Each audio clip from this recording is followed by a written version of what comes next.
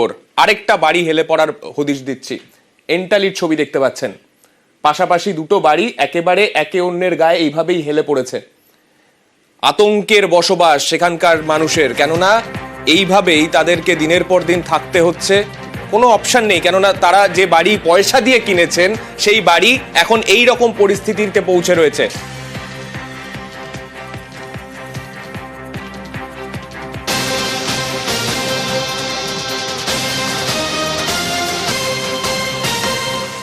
এই বাড়ি কবে থেকে এই পরিস্থিতিতে রয়েছে কিংবা কার দায়, সমস্ত কিছু জানবো। আমাদের প্রতিনিধি সুদীপ্ত রয়েছেন আমাদের সঙ্গে। সুদীপ্ত, এখনো পর্যন্ত তদন্তে কি তথ্য উঠে আসছে এই গোটা বিষয় নিয়ে, যে এই বাড়িটা হেলে পড়লো, কবে থেকে নোটিশ করা গেল এবং কারা এর জন্য দায়ী, কি জানতে পারছো?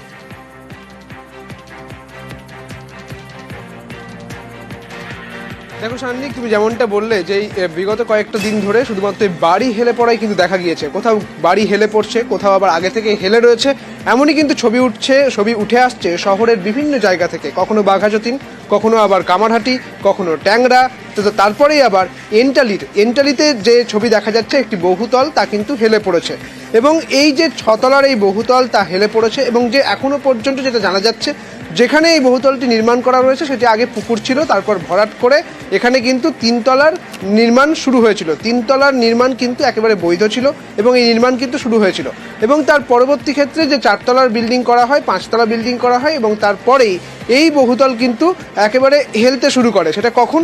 2024 সালের নভেম্বর থেকে। এটা একেবারে সাধারণ মানুষজন এবং যারা আছেন ওখানে, অর্থাৎ এই এলাকার যারা বাসিন্দা, তারা কিন্তু দেখতে পান এবং একইভাবে ওই বহুতলের যারা মানুষজন রয়েছেন, অর্থাৎ ওই বহুতলের যারা ফ্ল্যাট মালিক রয়েছেন, তারা কিন্তু লক্ষ্য করেন এবং তারা অভিযোগ করেছিলেন প্রমোটারের কাছে। প্রমোটার প্রথমে আশ্বস্ত করেছিলেন, এমনটাই জানা যাচ্ছে, এন্টালির যে বহুতল হেলে পড়েছে।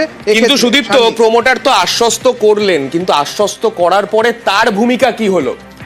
এইখানে যে বিল্ডিং এ এই ঘটনা ঘটলো, যেখানে বেনিয়মের অভিযোগ সামনে এলো, সেখান থেকে উঠে আসছে আরেকটা চাঞ্চল্যকর তথ্য।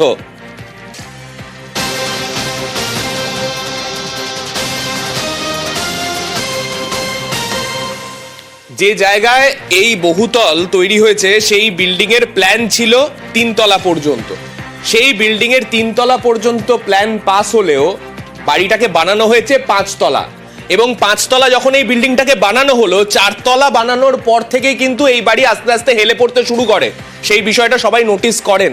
তারপরে যখন অভিযোগ জানানো হয়, তারপরে কি হয়, আরো একটা ফ্লোর বেড়ে ওঠে। এই পরিস্থিতিতে দাঁড়িয়ে যখন প্রমোটার, একটু আগেই সুদীপ্ত বলছিল প্রমোটার নাকি আশ্বস্ত করেছেন, প্রমোটার কি আশ্বস্ত করেছেন আমরা প্রত্যেকেই বুঝতে পারছি। সুদীপ্ত, এই পরিস্থিতিতে দাঁড়িয়ে প্রমোটারের বিরুদ্ধে বর্তমানে কি ব্যবস্থা নেওয়া হচ্ছে, আর এই বিষয়টা তুমি একটু বিস্তারিতভাবে যদি বলো।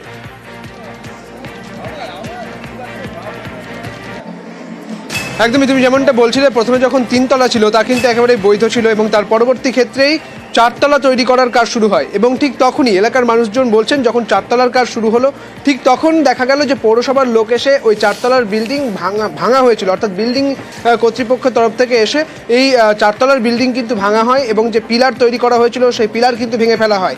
এবং একদিন যেতে না যেতেই আবারও কিন্তু বিল্ডিংয়ের কাজ শুরু হয় এবং 4 তলা, 5 তলা, 6 তলা পর্যন্ত এই বিল্ডিংয়ের কাজ কিন্তু পুনরায় শুরু হয়েছিল।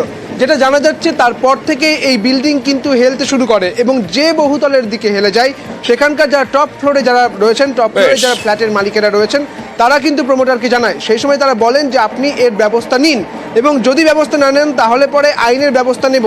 ঠিক তখন প্রমোটার তাদের আশ্বস্ত করার পরিবর্তে তাদের হুমকি দিয়েছিলেন। প্রমোটার হুমকি দিয়েছিলেন বলে জানা যাচ্ছে, অর্থাৎ যে পাশের বিল্ডিং এ প্রথমে আশ্বস্ত করলেন, তারপরে যখন অভিযোগ আসলো, তারপরে দেখা গেল বাড়ি আরো হেলে পড়ছে, তারপরে হুমকির রাস্তায় হাঁটলেন প্রমোটার। আমাদের অ্যাকচুয়ালি বুকিং হয়েছিল 2017 সাল জায়গাটা।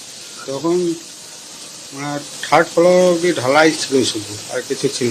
লাস্টের উপরে 1-2 তলা ঢালাই করে ফিনিশিং করলো। ট্যাক্স লাগে? ট্যাক্স এখন লাগছে না, এখন লাগছে, একদম উপর অব্দি জল চলে যায়। হ্যাঁ, আর কারেন্ট তো পাচ্ছে না। এটা উপর প্রমোটার গুলো একটু গন্ডগোল করে বাড়িয়ে বানিয়ে নিয়েছে। হেলা বলতে পারবেন। যখন হচ্ছিল ট্যারা ভাবে উপরে উঠতে গিয়ে সেটে গেছে, তখনই বলেছিল যে আমাদের উপরে বিল্ডিং এ যারা থাকে তারাই বলেছিল। যে বিল্ডিংটা এত অসুবিধা হচ্ছে, পুরো তো ঢুকে যাচ্ছে, আপনারা কিছু নিন না, তো আমরা কেস করে দেবো। তো বলে ওরা বলেছিল মিস্ত্রি আমাদের, আপনারা যা করতে পারেন করে নিন।